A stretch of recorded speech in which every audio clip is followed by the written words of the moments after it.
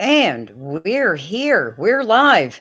Happy Tuesday after a long Memorial Day weekend, everybody. Happy Tuesday. I apologize for the disappearing act over the weekend. My family was here, which meant chaos and chaos. Man. And everybody is an early riser, so I had no such thing as any early quiet time to myself this weekend. Um, Uh, It was fun, though. It was Heather and Jordan and Haley, my daughter and two of my granddaughters. Rebecca, my oldest granddaughter, had to work, so she stayed in Connecticut, and we had a good time.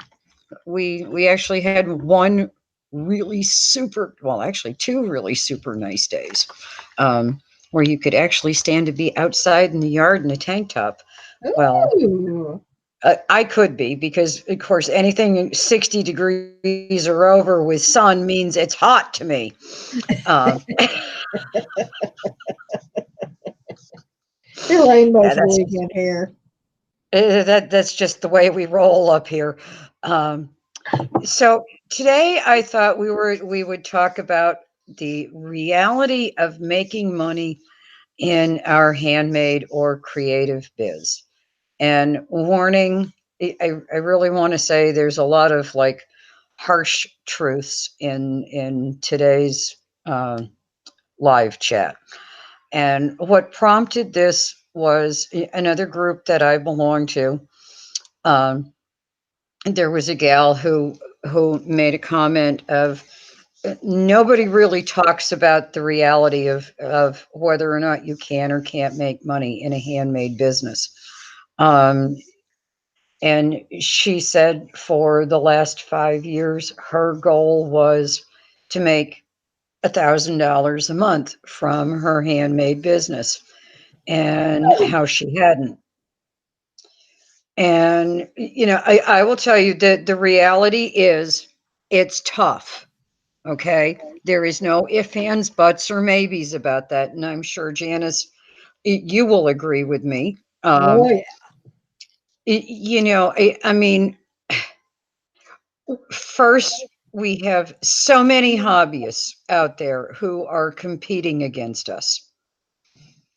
And that hobby mentality says, well, we're just going to charge for pretty much the cost of the yarn, maybe $2 or $3 for ourselves because, well, we're just sitting down doing it for something to do. So it's when we are faced with that kind of a mentality, those of us who really want to make serious money or at least decent money, it's hard. I mean, what did when Bruce was little, you went to a farmer's market and you bought him this super cute little owl hat. Yeah. Yeah. And what did you pay for that? I don't know, maybe Roughly. $10. Yeah. It was worth Okay. more. I'm sorry. It was worth more. But yeah, Exactly. But let's say that, what, there was maybe a couple bucks worth of yarn in that, yeah, maybe at the most. yeah, Because yeah. what, So I mean, she was probably doing the whole 3 times the cost of your yarn pricing for that. I it, gosh, it's been so long, but yeah, I don't think I paid more than $10 for the hat, and if that much. But yeah, I think she was doing the whole 3 times the cost of your yarn. and when we are faced with that, we're not going to make any money. I mean, we're just not, unless we get into a venue where we're going to sell, you know, well, let's see. Let's just do some math here. If we wanted to do $1,000 a month and just taking that little $10 hat, okay, we'd have to sell how many 100 before we hit hats. that $1,000? Yeah. And that $1,000 is just gross sales, okay, before any expenses. Yeah. That's not your income. No, that's I mean that's your gross sales. That's the money that you made from everything. So, we get a bunch, okay? And unless we're in an area where money is prevalent, or there's I mean, there's rich communities, there's poor communities. I live in a poor community. Could I get $10 for that little, like, newborn to 3 month size hat up here? Oh, no. Maybe I could get 8 because people just don't have the money. Well, and they're also they that mindset that, oh, I can go and get something every bit as good or what have you at Walmart for E 250. Exactly. So And so if you're looking at some of the people out here on the web, who say, I made 5,000, 6,000, 7,000, $10,000 from my handmade biz this month, you better do some really deep digging as to what they're really doing in order to come up with that money. Um, there is a lady who publishes like a monthly income report on her website. Now, understand me closely, part of what she does is she has an Etsy shop where she sells physical handmade products. Another little piece of her whole big overall biz is she sells patterns, again, through Etsy off Ravelry. But then you start really looking at her numbers, and maybe less than 5% of her monthly gross income is coming from physical item sales or pattern sales.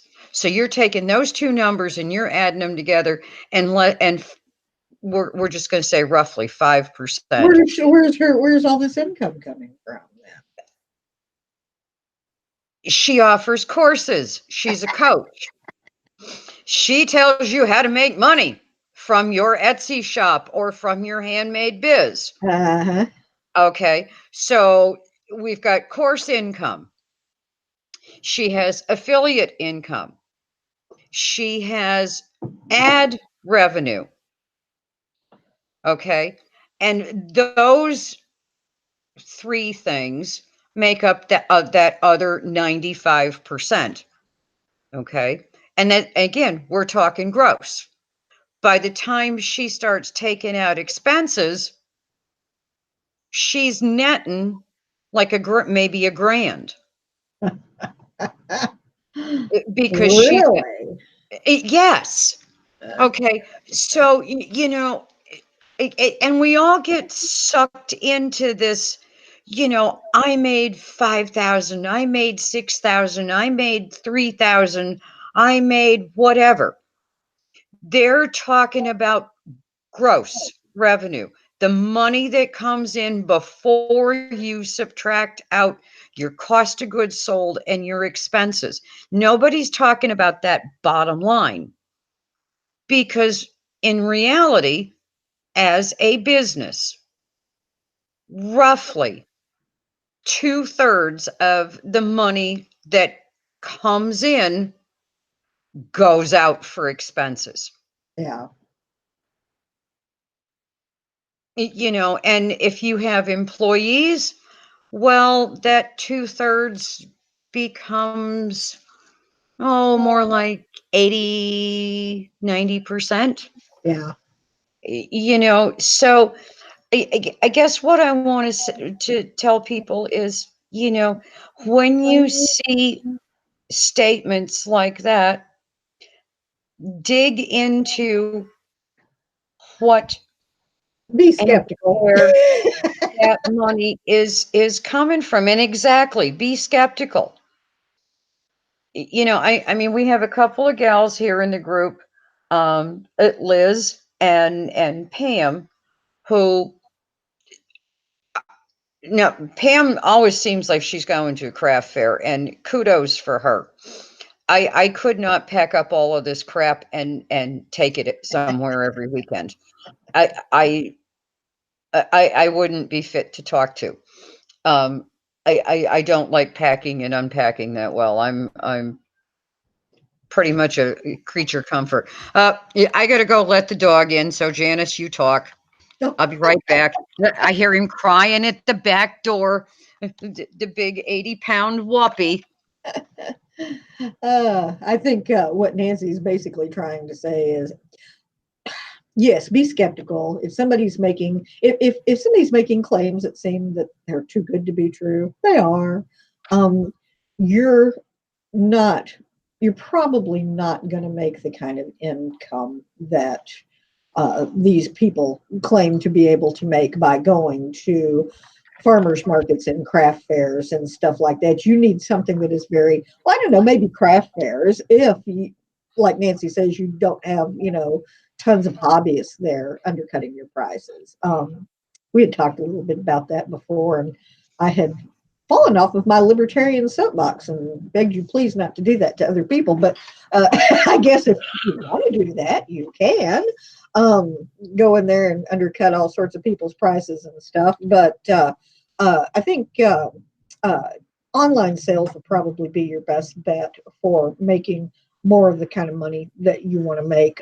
You're not going to do it at farmers markets and probably not going to do it at craft fairs. Uh, uh, but like she said, Pam and Liz would probably be able to give you a better idea of how that all works. But yeah, so there. Hang on, you talk now. I've got to mute you. I've got somebody.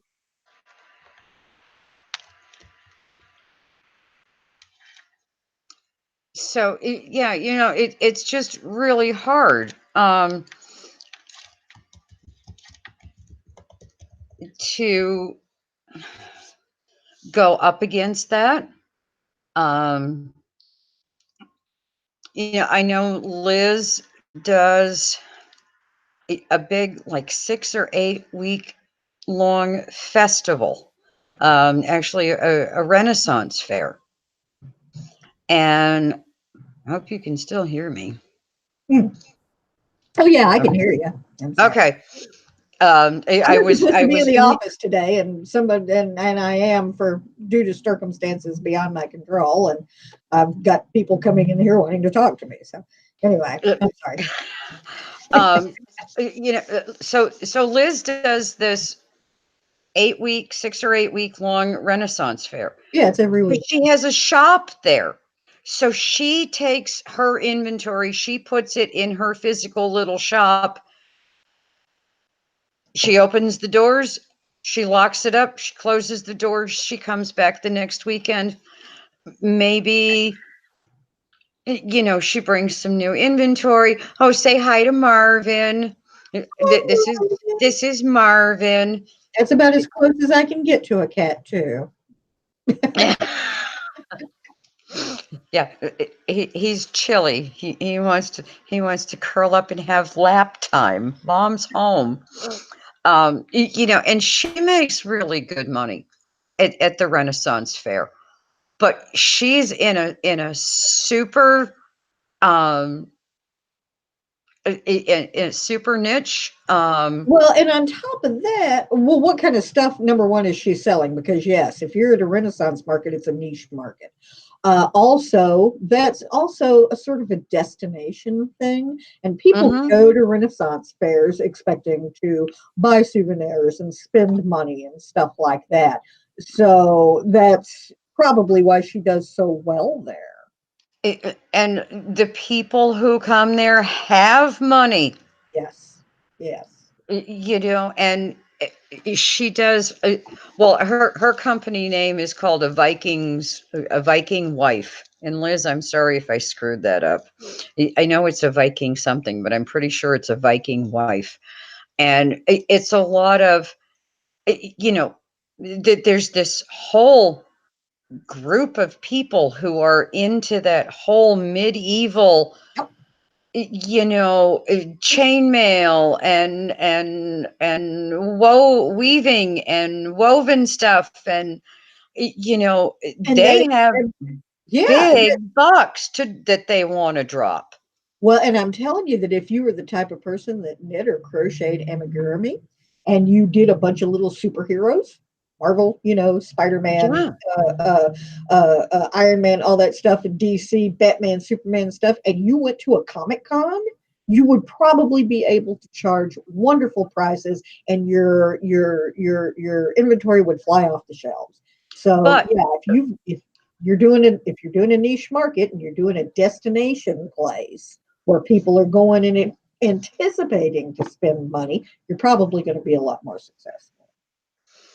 the only problem with the Comic-Con and the Marvel characters, all of those are copyrighted, so you gotta be really careful about Well, that. that's true too, but yeah, yeah. But I mean, it's probably a little more lenient in that respect because I mean, everything at Comic-Con is superhero related. Yes, and you're going to find a lot of stuff there that people produce that is uh, uh, technically licensed. Although I will tell you that if you're doing Marvel stuff now, anything with a Marvel brand or copyright or anything like that. Marvel's now owned by Disney, and Disney is notorious for going after people for copyright infringement. So you want to be real super careful with that kind of stuff. So Yeah. it's It's six of one, half dozen of the other. Thankfully, and this is going to sound crass, but thankfully, all the Vikings are dead, and they can't come and get sue you for copyright laws. But I mean, seriously, as handmade business owners, we're always like backed into a corner, and I mean, when you stop and think of it, you know a thousand, $1,000 net sales at the end of the month. Now, again, net sales is all of that money from that you make from selling your handmade goods, minus your cost of goods sold, minus all your overhead stuff. It's that money that's left. yeah. You know, depending on what you do, you could very well do it. Quilts, I mean, Yep. yes, they take a lot of time, but they also Sell very well. You don't e- even want e- to know how much I paid for my quilt. exactly. But I also don't want to think about how much time goes into making one. Well, and I will tell you too that if you go and buy, I an Amish lady hand sewed the quilt that I bought, and anytime you buy something like that's hand sewed rather than machine sewed, it's going to be. But still, I mean, I you can okay, transparency here. I paid $800 for the quilt. Somebody who's not a little Amish lady that took 3 months to hand sew this and did it with the machine would probably be able to get at least 400 for it. Hmm. So yeah, that's they're stupid expensive. They really are. And but you can do it. And jewelry, high quality, Yep. well crafted sterling silver jewelry is like it is Kryptonite. my downfall. The only problem is back when I used to work out in the real world, I bought Oh my god, I have jewelry boxes full, and I bought a lot of it at Native American powwows, and it was, like, dirt cheap. Nancy loves her turquoise. It's turquoise and black onyx and hematite and jade and malachite and all of those lovely, just out of the earth polished things. Yeah. And I remember going to this. Now, of course, this was 20 to 25 years ago. And I went to this huge powwow in the northeast corner of Connecticut. And there was this husband and wife couple from Peru. And Oh, all that lovely little uh, sterling silver filigree with your stones set in, and I mean it, $25 a piece. I mean it wasn't a necklace, it was a war. work of Okay, art. this is a necklace, okay. And I will dig out one of them, maybe next week. um It was a work of art that you put around your neck. One was a scallop shell that was set in a wire frame, and it was all beaded. I mean, it's just it's stunning. Another one was this really beautiful piece of green malachite. Again, all that little delicate twisted filigree silver wire. Um, it, and I dig them out today and I wear them, and people are like drooling over them. And $25 a piece. I felt, I mean, I literally wanted one of everything, but I said, okay, I can't spend any more than $100. So that's four pieces. And I think I was at their booth for about 3 hours trying to make up my mind over the four that I wanted. Mm. Um, so, but, even on Etsy, people who make jewelry, nice jewelry, they make very, very good money. Well, Because jewelry is something you can wear every day. and Okay. we talked about that too. Jewelry is also considered a luxury item by most people. I don't wear costume jewelry. I don't like it. When I wear jewelry, it tends to be one of the very few pieces of the real thing that I own. And because I do not have jewelry boxes full of stuff. But no, no, Nancy's absolutely right. It's jewelry, well-made jewelry. Yes, is going to go the way of your really well-made quilts and stuff. People are willing to shell out big bucks for that. So, but it's so funny. I'll tell you, I was my car's in the shop today. I ran over a curb and flattened one of my almost bald tires, and I knew I needed new tires, and so I had a friend of mine come and pick me up, and we changed the tire and drove it over to the shop, and now I'm getting new tires put on. And while it's there, they're going to do a tune up and all this other stuff and change my oil because it's time for an oil change. And uh, so he's my friend that did all this for me. Works on cars. That's his hobby. That's what they do. He and his friend's mother hasn't had to buy a new car in forever because they just keep upgrading hers. And he's telling me about all the stuff that he'd done over the weekend and how they're the things that they were doing to her car and all that stuff. And I laughed and said, "Wouldn't it be easier if you just bought her a new car?" And he says, "Yeah, but what's the fun in that?" And I laughed and I said, "Yeah, I guess it's the difference between going out and buying a sweater and knitting one, because I'm in the process of knitting a sweater." So yeah, it's it's not just us. No, and designers have a whole different set of issues. Yes, they do. I mean, Is somebody going to buy a pattern for a dollar, or will somebody spend $10 for a pattern? And that's funny too because I've seen some really pretty patterns that cost a lot of money, and you just sit there and you go, ah, 12.50 for that, really? And then you're sitting there going, okay, well, I'll pay $35 for a skein of nice yarn. Why wouldn't I pay 12.50 for this pattern? But everybody else is selling their patterns for $2 or $3 a piece, and it's you're right. Designers have their own set of problems there.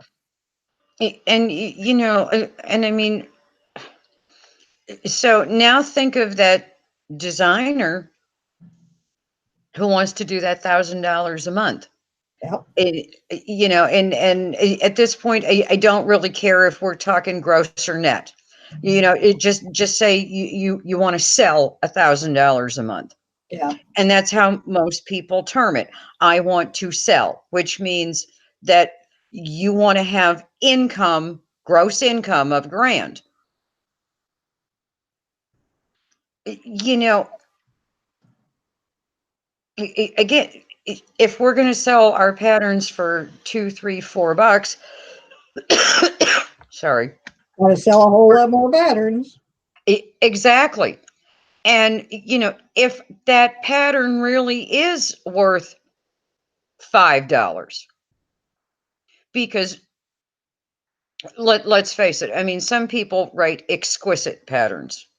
I mean, there's step by step pictures, there's videos, Yeah. there's written stuff. Some people go that extra mile to try and make it so that their pattern appeals to every type of learner. Yeah. Okay. So the more types of learners that you cater to, really the more value that pattern should have. But everybody is going to look at that pattern and Yeah. say, well, I don't want the video because I don't learn or work well from videos. Charts are another big thing. You either love them or Charts you are hate another them. big thing. Everybody is discounting all of those other things that go into it, and then the designers themselves, not to knock you guys, because I totally get where you're coming from, but you'll you'll offer 50% off for the first X number of sales. Every time you either willingly decrease the value of that pattern or let somebody browbeat you into decreasing the value of that pattern, the longer it's going to be before you attain that grand in sales. And in the meantime, you've got all of your expenses. It's like the difference between working for a job that pays you $20 an hour versus a job that only pays you minimum wage.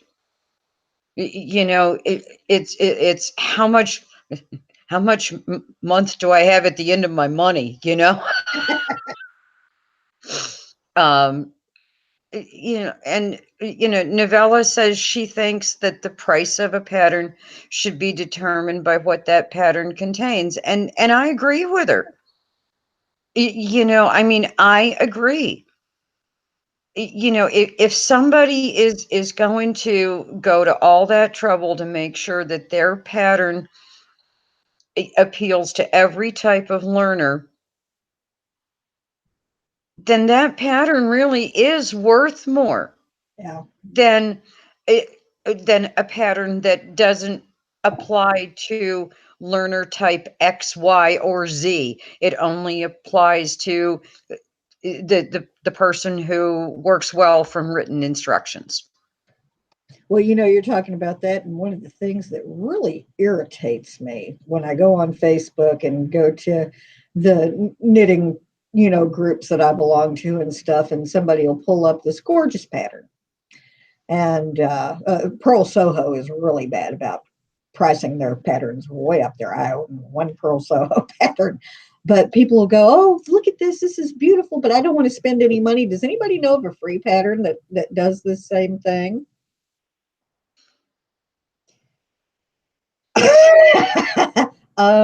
No, you can get something maybe, but they don't understand that they're not going to get that beautiful, intricate, table turtleneck thing. That's a pattern I happen to own, and everything, that, yeah, pay for the damn pattern if you want it that bad. Really, those are your hobby people. Yeah, yeah, yeah, Or the person who it makes all kinds of things to just give as gifts. yeah, And I understand that mentality too. I mean, for a long time, I just did things as gifts. But that still didn't mean that if I saw a pattern that just screamed somebody to me, that I didn't go and buy it, and I yeah, never quibbled about it. yeah. And I wasn't gonna spend as many hours looking for a free alternative as it was gonna take me to just to make the thing, Yeah. whatever the thing was. That's and Novella has a really good point. People have gotten used to patterns being free because of blogs, and everybody,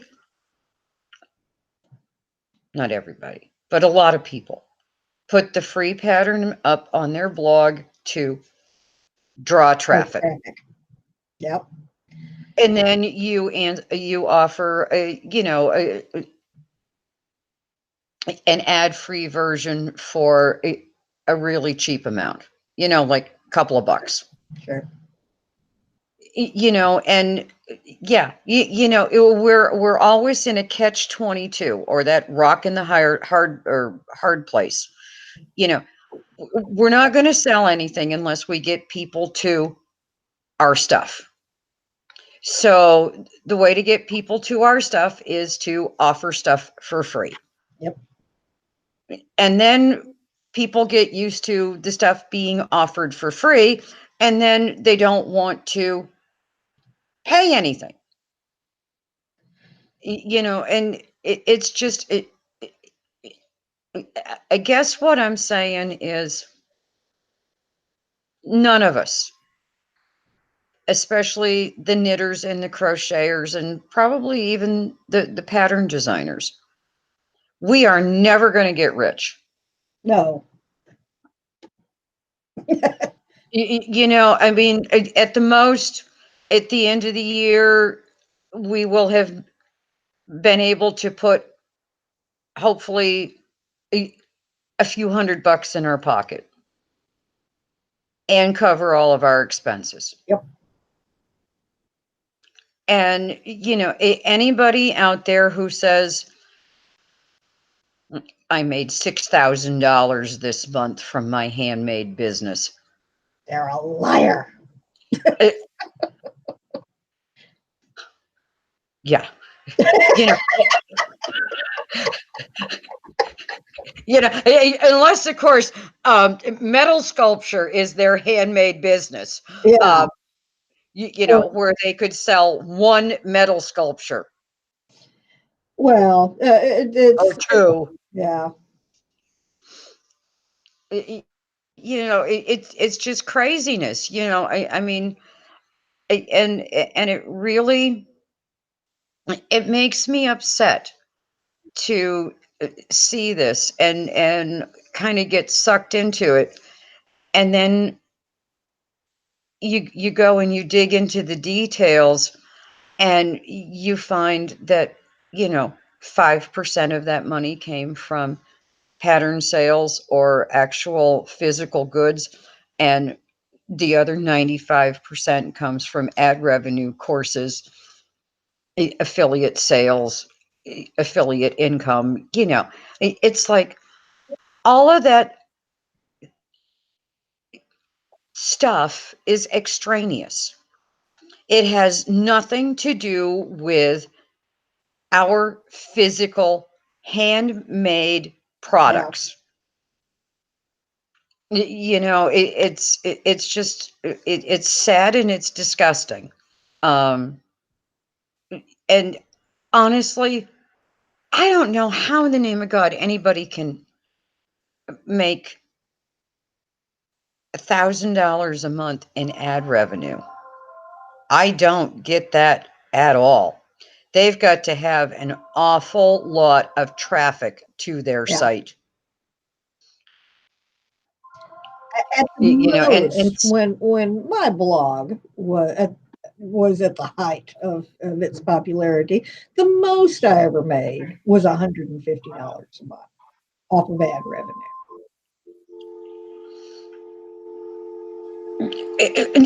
and really, that's a drop in the bucket. I mean, that's Yep. I mean, okay, fine.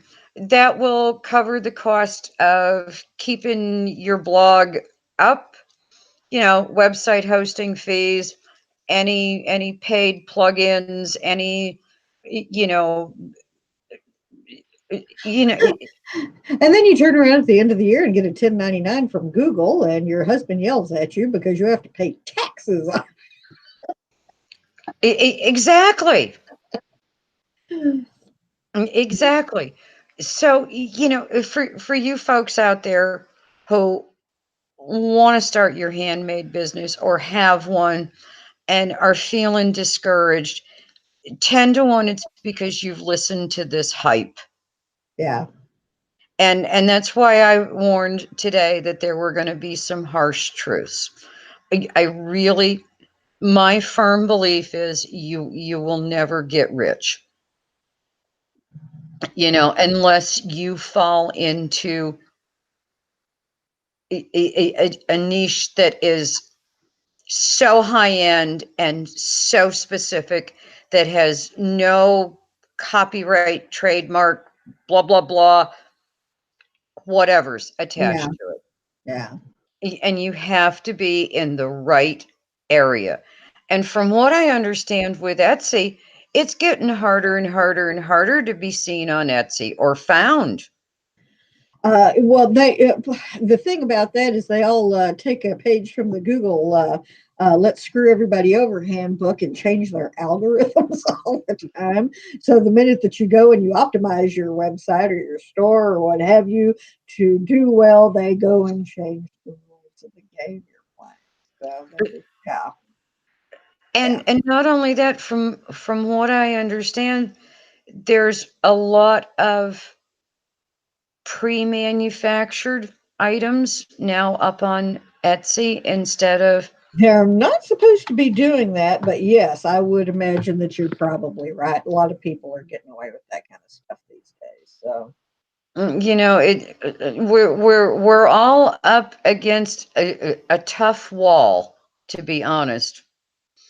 And with that, I think we will close next until next week. At we'll which try to time be a I little have. bit more cheerful and encouraging then. Yes, we will. Next week, I will have a totally new do and some crimson highlights to cover the gray. Ah, And I think I'm going to go. I'm still going to keep my hair long because I don't know what I would do with short hair. My head would float away. Um, it's still going to be long, but it's going to be layered instead of all one length.